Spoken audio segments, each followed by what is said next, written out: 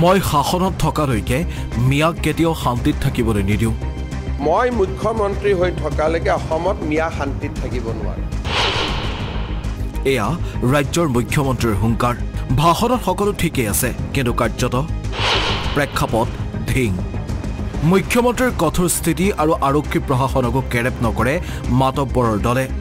খিলঞ্জীয়াৰ ভূমি বেদখল কৰি এনেকৈ বিঘাই বিঘাই দখল কৰিছে এই মাতব্বৰৰ দলটোৱে খিলঞ্জীয়া লোকে হালোৱা মাটিত নিশা মাতব্বৰে সিঁচিলে মা সৰিয়হৰ বীজ খিলঞ্জীয়াৰ ভূমি বেদখলৰ বাতৰি সংবাদ মাধ্যমত ধাৰাবাহিকভাৱে সম্প্ৰচাৰ হোৱাৰ পিছত ধিং আৰক্ষীয়ে 6টাকৈ মাতব্বৰক গ্ৰেপ্তাৰ কৰি দায়িত্ব সামৰিলে প্ৰকৃত যিকেইজন দোষী সেইকেইজনক কিন্তু এৰেষ্ট কৰা বুলি আমি এতিয়ালৈকে গম পোৱা নাই কিন্তু মানে দুজনমানক এৰেষ্ট কৰিছে আৰু তেওঁলোক সদায় ইয়ালৈ আহি আছে আৰক্ষী কিন্তু তাৰ মাজতে চোন আমি সিদিনাখন হাল বাই থৈ যোৱাৰ পিছত তাত মানে বীজ সিঁচি পেলাই খেতি কৰিছে এফালে খিলঞ্জীয়া অসমীয়া পৰিয়ালৰ নিজৰ পৈতৃক সম্পত্তি বিচাৰি অনুনয় বিনয় আনফালে মাতব্বৰৰ দলৰ চলিছে খিলঞ্জীয়া অসমীয়াৰ ভূমিৰ ওপৰত আগ্ৰাসন মাতব্বৰৰ দলটোৰ মূল অভিযুক্ত আছাদ আলী সাকিদুল ইছলাম সহ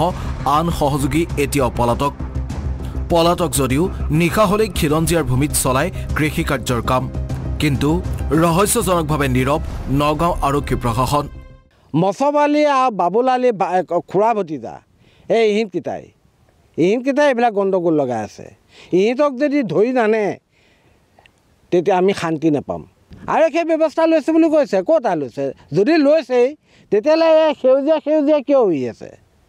মাহ পেলালেই সেউজীয়া হৈ আছে মই এতিয়া অলপ আগত কিবা পৰা চাই আহিলোঁগৈ এয়া এক মৰ্মান্তিক দৃশ্য মাতব্বৰৰ ভয় ভাবুকিত নিজৰ পৈতৃক সম্পত্তিত ভৰি দিব পৰা নাই খিলঞ্জীয়াই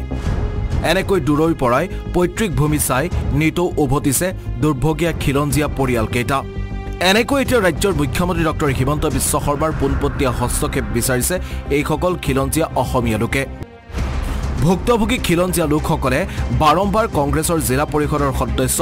বাবুল আলীৰ প্ৰৰোচনাত মাতব্বৰে ভূমি বেদখল কৰাৰ ঘটনা সংঘটিত কৰাৰ গুৰুতৰ অভিযোগ উত্থাপন কৰি আহিছে যদিও আজিলৈকে তদন্তৰ আওতালৈ নানিলে বাবুল আলীক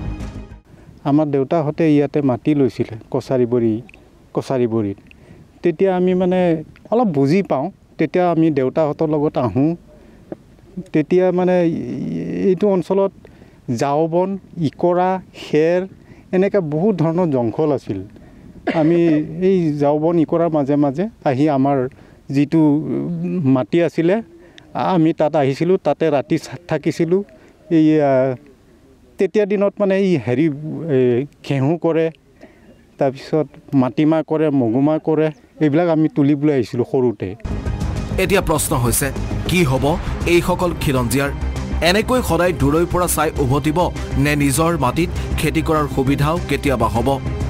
মুখ্যমন্ত্ৰীৰ হুংকাৰ কেৱল ভাষণতে সীমাবদ্ধ হ'ব নে কাৰ্যত কাৰ্যকৰী হ'ব এই হুংকাৰ ধিঙৰ পৰা ৰচিদুল ইছলামৰ সহযোগত নিউজ এক্স ৰিপৰ্ট আসাম টক্স